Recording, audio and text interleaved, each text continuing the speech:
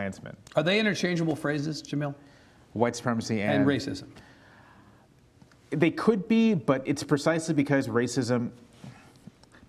Americans have a very individualized notion of prejudice, and racism is part of that notion, that it's hard to treat them as equivalent terms.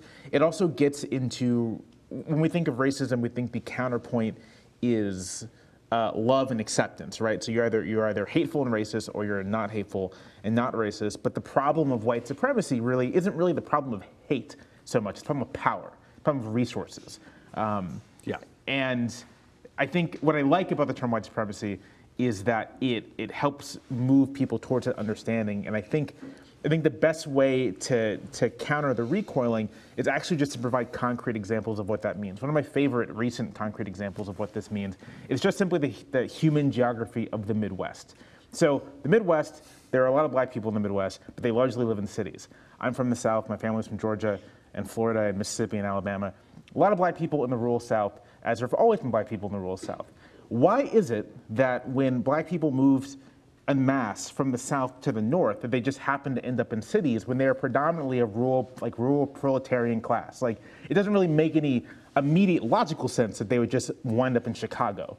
The answer is that they were driven out of the countryside by white people, by violent reactions in towns and cities across the Midwest.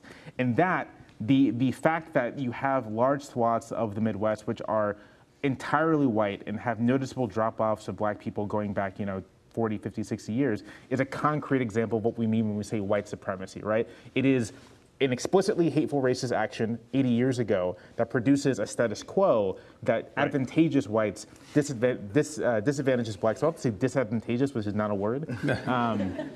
Disadvantages blacks and builds upon itself and repeats upon itself to create a status quo where the original action and that structure is almost invisible. Now we just think, well, of course it makes sense that rural Indiana is lily white. Well, actually it doesn't, and it wasn't in the not too distant past.